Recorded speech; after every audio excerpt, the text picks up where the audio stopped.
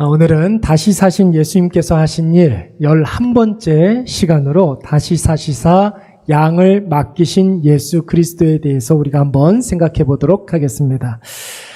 여러분, 우리가 사회생활을 하는 데 있어서 여러 가지 어려운 부분들이 많이 있지만 이렇게 직장 생활을 하시는 분들의 이야기를 들어보면 가장 어려운 것이 인간관계인 것 같습니다. 그렇지 않습니까? 내가 아무리 업무적인 능력이 뛰어나고 인격적으로 훌륭하다 할지라도 내가 다른 사람에게 받아들여지지 않고 타인이 나에게 수용되지 않으면 여러분, 우리의 인간관계에 금이 가고 쉽게 깨어질 수밖에 없습니다. 여러분, 인간관계가 깨어지면은 여러분, 그때부터 우리의 사회생활은 엉망진창이 되고 마는 것이죠. 신앙생활도 마찬가지예요, 여러분. 여러분, 우리의 신앙의 시작은 언제나 하나님과 나와의 관계에서부터 시작합니다. 하나님을 내 인생의 창조자, 나의 주인님, 나를 책임져 주시는 아버지로 우리가 고백하고, 또한 내가 하나님의 소유요, 하나님의 자녀요, 하나님의 사람이라는 사실을 확신하면 그때부터 우리의 신앙생활이 시작되는 것입니다. 그러나 여러분, 신앙은 절대로 그것으로 끝나지 않아요. 하나님과 나와의 그 관계가 나를 둘러싸고 있는 많은 주변 사람들과 이렇게 연결이 되어야 합니다. 내 주변에 있는 성도들이 있다면, 신자들이 있다면 그 사람하고의 관계를 통해서 하나님과 나와의 그 관계가 나타나야 하는 것이고, 성도와 불신자의 관계로, 또 성도와 대적자의 관계로 하나님에 대한 그 사랑이 나타나야 될 줄로 믿습니다. 여러분, 이것을 분명하게 이야기해 주는 것이 바로 십계명입니다. 여러분, 십계명이 무엇입니까? 십계명은 성경 66권을 요약해 놓은 것이 모세오경이에요. 모세오경을 요약하면 신명기가 됩니다. 신명기를 요약하면 십계명이 되는 거예요.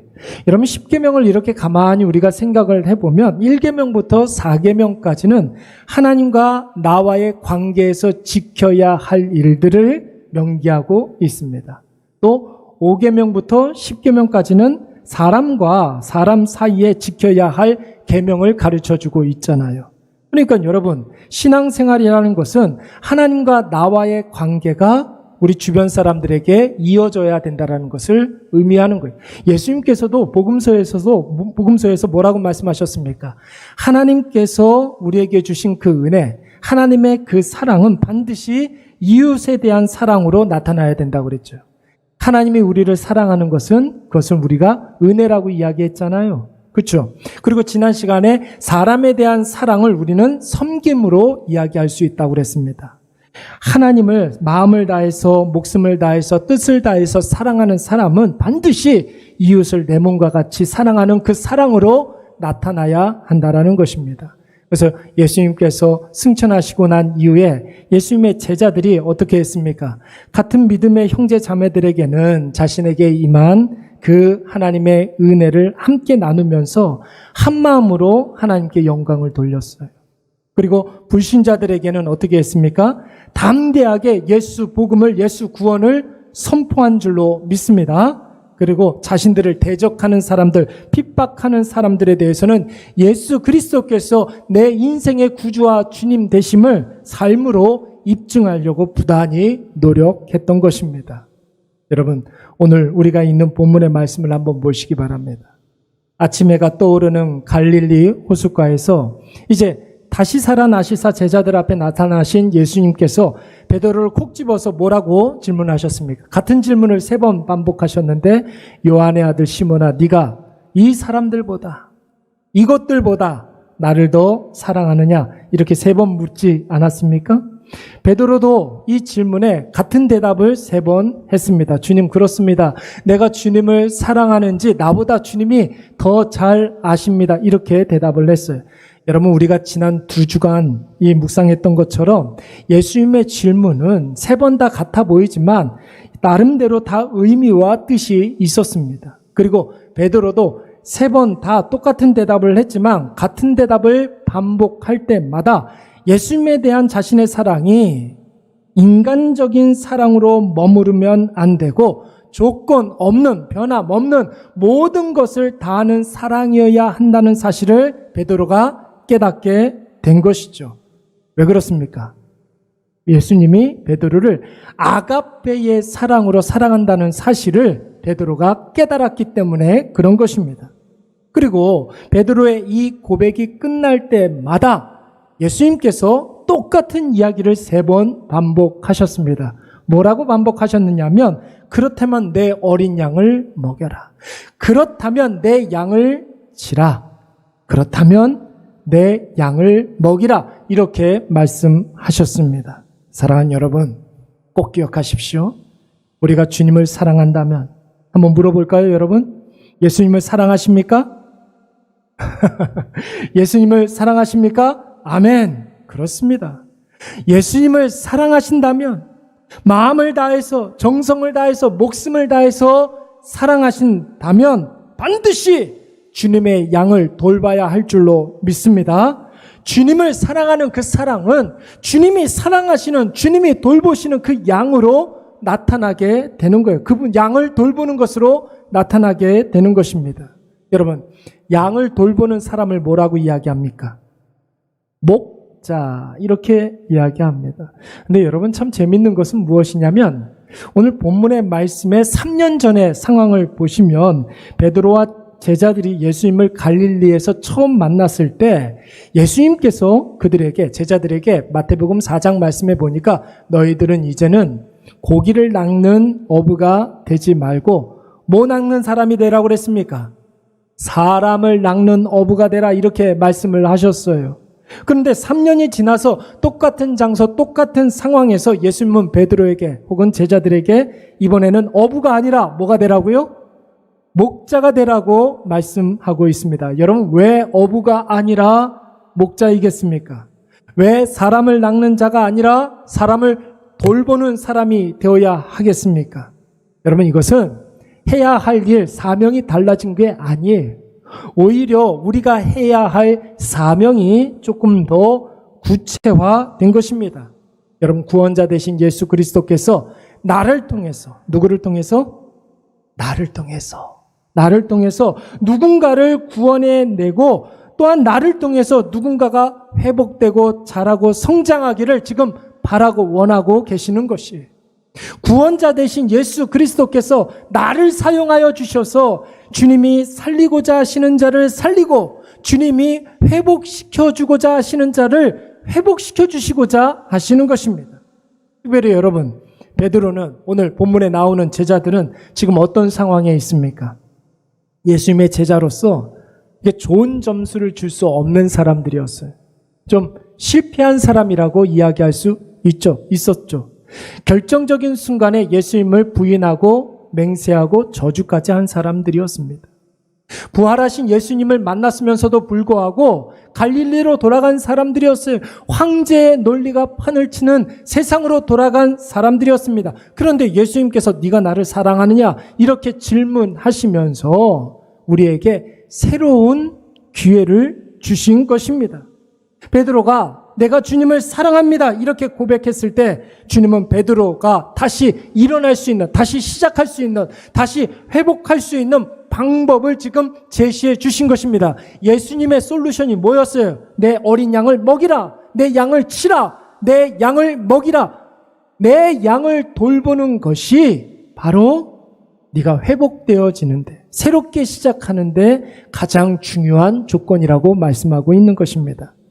여러분, 여기에서 우리가 주목해야 될 것은 예수님께서 치고 먹이라 했던 이 양이 우리말 성경에서는 똑같아 이렇게 보이지만은 서로 다른 단어로 표기되어 있습니다. 원문에 이렇게 보면은 다른 단어로 표기되어 있어요. 첫 번째 나오는 어린 양이라는 말은 이제 갓 태어난 어린 양, 새끼 양을 말하는 것입니다. 두 번째 나오는 내 양이라는 것은 어린 양 티를 좀 벗어났지만 아직 다 크지 않은 중간 양을 말하는 거예요. 그러니까 우리말로 이렇게 좀 표현해 보자면, 쉽게 말해서 이 청소년기의 양을 의미하는 것입니다. 세 번째 양은 어떻습니까? 세 번째 양은 다 큰 양을 말하는 거예요. 성체가 된 양을 말하는 것입니다.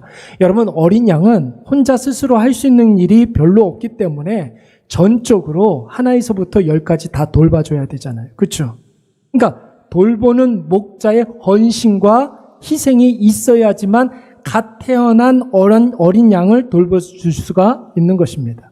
근데 여러분, 어린 양을 넘어서서 이제 청소년기에 한 중간쯤 되는 양들은 그렇게 말을 잘 안 듣습니다. 뭐 사람이나 짐승이나 다 마찬가지. 그래서 여러분, 말 안 듣는 양에게는 가장 먼저 뭐가 필요합니까? 뭐가 필요해? 참아줘야죠. 기다려줘야죠. 그리고 한참 자랄 때니까 더 많은 여물을 줘야 되지 않겠습니까? 참아주고 기다려주고 더 많은 것을 베풀어야 합니다. 중간 양에게 필요한 것은 그거예요. 다 큰 양은 여러분 어떻습니까? 써먹을 수 있는 양이에요. 털도 많이 나고 젖도 많이 내고, 그리고 내다 팔면 돈도 많이 받을 수가 있고 고기 맛도 좋습니다. 그러나 여러분, 이 양은 자기가 뭐가 된 줄 알고 잘난 척을 해요. 이런 양은 여러분, 양무리 안에서는 어느 정도 우리가 인정도 필요하겠지만 목자가 따로 있다라는 사실을 가르쳐 줘야 됩니다. 그렇죠. 각각의 양에 대해서 대하는 바가, 반응하는 바가 달라야 하는 것입니다. 그런데 여러분, 여기서 중요한 것은 무엇이냐면 주님이 나에게 맡겨주신 양이 어떤 양이냐, 이건 별로 중요하지가 않아요. 어린 양이냐, 중간 양이냐, 다 큰 양이냐, 이거 별로 중요한 게 아니라 이 양의 소유가 누구에게 있느냐, 이게 중요한 거예요. 누구의 양입니까? 내 양을 먹이라고 그랬잖아요. 내 어린 양을 먹이라, 내 양을 치라, 내 양을 먹이라, 이렇게 말씀하셨으니 이 양들이 다 주님의 양인 줄로 믿습니다. 아무것도 못하는 어린 양도 누구의 양? 주님의 양. 말 안 듣고 성격 고약한 양도 주님의 양이, 써먹을 수 있는 양, 자기가 뭐라도 된 줄 아는 양도 다 주님의 양입니다. 내가 주님을 흔들림 없이 조건 없이 사랑한다면 그 사랑의 표현은 어떻게 나타나야 됩니까? 주님의 양을 돌봐주고 희생해주고 참아주고 기도해주고 지혜롭게 대하는 그런 모습으로 나타나야 한다라는 것이, 어린 양에게는 우리가 희생과 헌신이 있어야 되고 중간 양에게는 많이 먹여주고 기다려줄 수 있어야 됩니다. 다 큰 양에 대해서는 칭찬할 것이 있으면 칭찬도 해주고 배울 만한 것이 있으면 배우기도 하고 지혜롭게 대해야 하는 것이죠. 그 양들이 다 내 양이 아니라 주님의 양이기 때문에 그런 것이, 주님이 나에게 그렇게 하셨던 것처럼 나에게 맡겨주신 그 양들을 우리가 헌신하며 희생하며 참아주고 인내하고 지혜롭게 대해줘야 할 줄로 믿습니다. 여러분, 우리가 살면서 만나는 사람들 가운데 정상적인 사람들도 많이 있고 좋은 사람, 유익이 되는 사람들도 많이 있습니다. 그런데 여러분, 때때로 잘 한번 생각을 해보세요. 도대체 이해가 안 되는 사람들을 만날 때가 종종 있어요. 나를 힘들게 하는 사람들 많이 만나게 됩니다. 물론 상담을 하는 사람이나 뭐 이렇게 처세를 하는 뭐 이렇게 강의하시는 분들 이야기 들어보면 그 사람이 틀린 게 아니라 나랑 안 맞아서 그런 것이다, 이런 멋진 이야기도 하기도 하지만, 성향의 차이가 있어서 그런 것이다, 이렇게 이야기도 하지만, 근데 여러분, 정말 현실적으로 이렇게 보면 세상에는 진짜 나쁜 사람이 있거든요.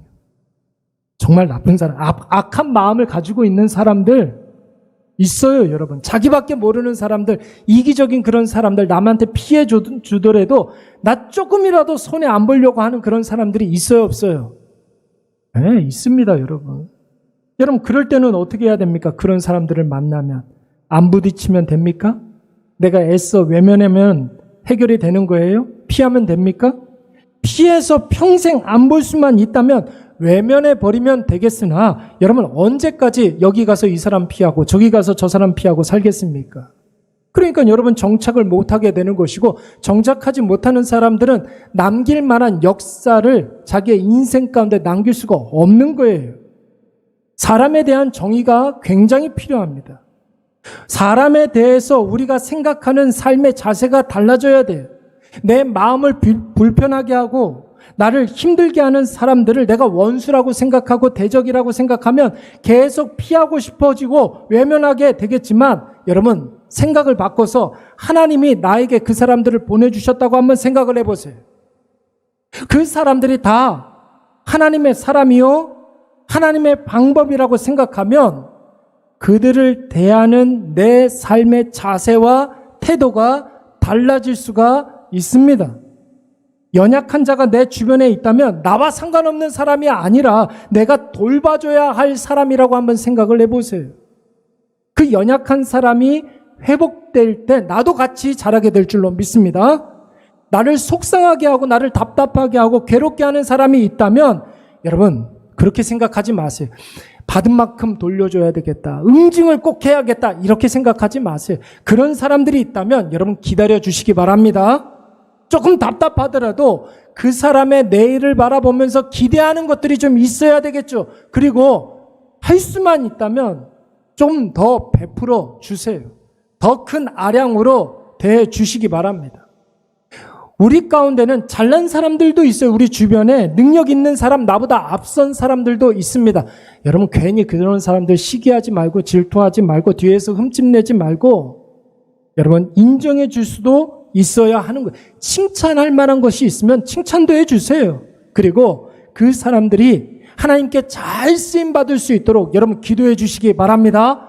다 기도의 대상들이라는 것이, 그것이 넘어지고 실패하고 배신했던 베드로에게 다시 한번 기회를 주신 예수님의 솔루션이었습니다. 베드로, 너 주변에 있는 모든 사람들을 잘 돌봐주라는 거예요. 잘 섬겨주라는 거예요. 참고 인내하고 그들을 위해서 기도해 주라는 것입니다.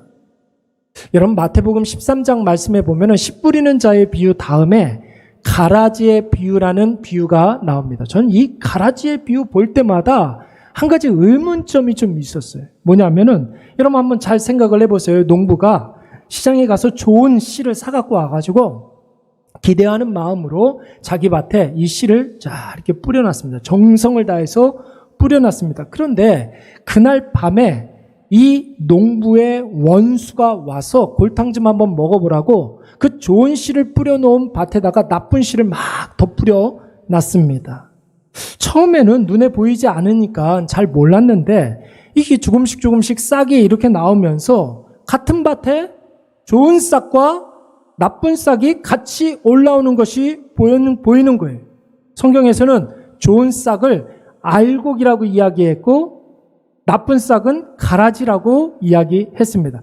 여러분 이것을 본 사람들이 그 즉시 주인에게 달려가서 이것을 보고했습니다. 주인이 뭐라고 했겠습니까? 가만히 내버려 두라고 이야기했어요. 추수하는 날에 같이 베다가 좋은 작물과 나쁜 작물을 구분해가지고 나쁜 것들은 다 한때 모아가지고 다 불살라 버린다는 거예요. 저의 의문이 바로 여기에서부터 시작됩니다. 여러분 한번 잘 생각을 해보세요. 여러분 평상시에 보이는 족족 나쁜 것이 있으면 다 뽑아버리면 되잖아요. 그러면 나중에 추수하는 날에 더 쉽지 않겠습니까? 그러지 않겠어요? 양이 많아지잖아요. 보이는 족족 그냥 나쁜 것들은 다 뽑아내면은 추수할 때 괜찮을 것 같아요. 그리고 추수하고 난 다음에 좋은 것과 나쁜 것을 구분하는 게 또 얼마나 손이 많이 갑니까? 그렇죠? 저 옛날에 군대에 있을 때 취사반에서 이렇게 봉사 취사 지원 이렇게 나갔을 때 두 개의 큰 무더기가 하나 있었어요. 하나는 콩나물, 하나는 숙주나물. 저는 그때만 하더라도 콩나물과 숙주나물을 구분하지 못했습니다. 그래서 한 큰 다라에다가 같이 쏟아놓고 닦았습니다. 나중에 취사반장이 와가지고 이거 다 골라내라는 거예요. 이거는 콩나물, 이거는 숙주, 골라. 3시간 동안 골랐어요. 고르는 게 더 힘들잖아요. 그렇지 않겠습니까? 여러분 구분하는 것은 더 힘들고 그리고 불태우고 처리하는 것은 더더욱이 힘들고. 그런데 오늘 예수님께서는 베드로에게 하신 그 말씀, 내 어린 양을 먹이라, 내 양을 치라, 내 양을 먹이라, 이 말씀을 토대로 해서 이 가라지 비유를 한번 생각해 보면 답이 내려져요. 약한 놈은 섬기고 이상한 놈은 기다려지고 그리고 잘난 놈은 지혜롭게 대하라. 왜 그래야 됩니까? 그렇게 하는 가운데 연약한 양이 강해지면 나도 성숙해지고 이상한 양이 성숙해지면 나도 자라게 되는 줄로 믿습니다. 잘난 양이 겸손해지면 내 사명이 더 확실해지는 것이죠. 여러분, 그래서 알곡과 가라지가 함께 자라면서 가라지와 싸우는 동안, 알곡이 가라지와 싸우는 동안, 분투하는 동안 병충해에도 강해지게 되고 비바람에도 더 굳건해지고 열매도 풍성해지는 줄로 믿습니다. 여러분, 가끔 유튜브 알고리즘을 통해 가지고 유명 작곡가 여러분 주영훈 씨가 진행하는 새롭게 하소서 이거 많이 보십니까? 자주 보세요? 네, 저도 가끔가다 이렇게 새롭게 하소서 이거 많이 보는데 이거 어디서 하는 겁니까? CBS에서 하는 건가요? 네. 저도 가끔 이렇게 보는데 거기에 나오는 초대 손님들 보면은 아주 다양한 종류의 사람들이 많이 나오더라고요. 목사님도 나오고 선교사님도 나오고 기업인도 나오고 방송인도 나오고 일타 강사도 나오더라고요. 유명한 셀럽들이 많이 출연을 하게 되는데 여러분 그 사람들이 이렇게 보면은 사연 없는 사람들이 없더라고요. 당연하죠. 사연이 없으면 못 나오겠죠. 예, 사연 있는 사람들이 나와요. 어떤 사람들은 방탕한 삶을 살았던 사람들도 있었고 어떤 사람들은 자포자기했던 사람들도 있었고 어떤 사람들은 깊은 우울증에 있었던 사람도 있고 공황장애에 빠져 있었던 사람들도 있었고 여러분 그 프로 나오는 사람들을 힘들게 했던 과거 가만히 한번 제가 생각을 해보니까 어떤 특별한 상황 때문에 그 사람들이 힘들어했던 거에 아니라는 거예요. 어느 날 내가 예상하지 못했던 상황들을 만났기 때문에 힘들어한 게 아니더라고요. 그 사람들을 힘들게 하고 그 사람들이 고달팠던 이유는 무엇이냐면 상황은 기다리면 지나가는데 사람 때문에 힘들었다는 거예요. 사람은 그냥 냅두면 더 괴롭히더라는 것입니다. 그런데 여러분, 결국 그 프로그램에 출연했던 사람들이 나중에 이구동성으로 하는 결론이 무엇인지 아십니까? 나를 힘들게 했던 그 사람들은 다 나를 성장하게 하는 자양분이었다는 거예요. 그 사람들 때문에 내가 성숙하게 되었고 그 사람으로 말미암아 내가 하나님 앞에서 조금씩 자라고 있었다는 것을 나중에 가서 고백하더라고요. 여러분 요셉을 한번 생각을 해보세요. 자신을 왕따시키는 형님들이 있었기 때문에 요셉이 하나님만 바라볼 수밖에 없었던 거예요. 요셉이 하나님만 전적으로 의지할 수밖에 없었던 것입니다. 그래서 여러분 나중에 요셉의 그릇이 커지니까 야곱 가문을 다 살리는데 큰 그릇으로 이 요셉을 사용할 수가 있었던 것입니다. 여러분들도 한번 생각을 해보세요. 여러분을 지금 이 시간까지 키워왔던 것이 상황 때문에 여러분들이 컸습니까? 아니면 여러분들 주변에 있는 사람들로 말미암아 우리가 자라고 성숙했습니까? 다윗 한번 생각을 해볼까요? 다윗은 이새의 집 막내로 태어났습니다. 집안 식구들이 다 막내 다윗을 다 무시했어요. 그래서 사무엘 목사님이 그 가정에 신방하러 갔는데 너는 없어도 된다라고 생각해가지고 양치로 보냈잖아요. 그 자리에 없었습니다. 그의 인생 가운데 다윗의 빌런들이 얼마나 많이 있었는지 몰라요. 사울은요 죽이려고 했었잖아요. 그의 아들 압살롬은 존경해야 할 아버지를 배신해가지고 아버지를 죽이려고 그랬어요. 뿐만입니까? 다윗 주변에는 원수들이 늘 들끓었습니다. 그런데 다윗의 시를 한번 보시기 바랍니다. 그들이 다 자신을 자라게 하는 하나님의 방법이었다라는 것입니다. 오늘 베드로를 한번 보세요. 예수님이 내 어린 양을 먹이라, 내 양을 치라, 내 양을 먹이라 하는 이 말씀 붙잡고 살아가니까 여러분 베드로를 통해서 이방에게 굳게 닫혀 있었던 전도의 문이 활짝 열린 줄로 믿습니다. 베드로가 나중에 노사도가 되었을 때에 예루살렘 교회에 큰 어떤 고민 한 가지가 있었어요. 그 고민이 무엇이냐면 과연 이방인들에게도 복음을 증거해도 되는가? 과연 이방인들도 이 복음이 이방인들도 구원할 수 있는가? 이런 어떤 논의가 있었습니다. 서랑 설레 사람들이 옥신각신 갑론을박하고 있을 때 큰 사도였던 첫째가 된 사도였던 베드로 사도가 그 자리에서 벌떡 일어나서 최후의 변론을 하게 됩니다. 사도행전 15장 7절 이하의 말씀을 보시면 베드로가 했던 말들이 나와요. 첫 번째가 무엇이냐면 이방인을 위해서 예수 그리스도께서 나를 사도로 세워주셨다. 누구를 위해서? 이방인을 위해서. 그 어떤 누구도 지옥의 땔감으로 떨어질 사람은 아무도 없다라는 거예요. 성령께서는 유대인이나 이방인이나 동일하게 역사하시며 믿음으로 말미암아 구원받는 것은 유대인뿐만 아니라 이방인뿐만 아니라 로마인뿐만 아니라 야만인까지도 믿음으로 다 구원을 받을 수 있다라고 담대하게 선포를 하게 됩니다. 여러분, 이 사건 이후에 교회가 공식적으로 이방인 전도에 적극적으로 나서게 되는 것이고 사도 바울이 이방 전도를 하는 결정적인 근거가 되는 것입니다. 여러분, 여기서 말하는 이방인이란 누구를 말하는 것입니까? 주님이 먹이라고 했던 주님의 어린 양들을 말하는 거예요. 말 안 듣고 거칠고 막 나가는 중간 양을 말하는 거예요. 자기가 뭔가가 됐다고 생각하는 다 큰 양들을 말하는 것입니다. 오늘 주님이 우리에게 맡겨주신 양들이 있지 않습니까? 주님이 우리에게 맡겨주신 양들이 있어요. 지금 여러분 그 사람들의 얼굴을 한번 가만히 떠올려 보시기 바랍니다. 내가 돌봐줘야 할 어린 양들이 있어요. 우리 가족들 있잖아요. 배우자들, 우리 사랑하는 자녀들, 우리의 부모님, 주님께서 나에게 허락해 주신 태신자들, 주변에 장애를 갖고 있는 사람들도 있고 가정적으로 어려움을 당하는 사람들도 있고 도움이 필요한 사람들이 있습니다. 그 사람들 누가 보내주셨다고요? 예수님이 보내주신 거예요. 누구의 양이라고요? 주님의 양이에요. 내가 주님을 사랑한다라고 고백했다면 주님의 양을 돌봐주고 그들을 위해서 희생하고 헌신해야 될 줄로 믿습니다.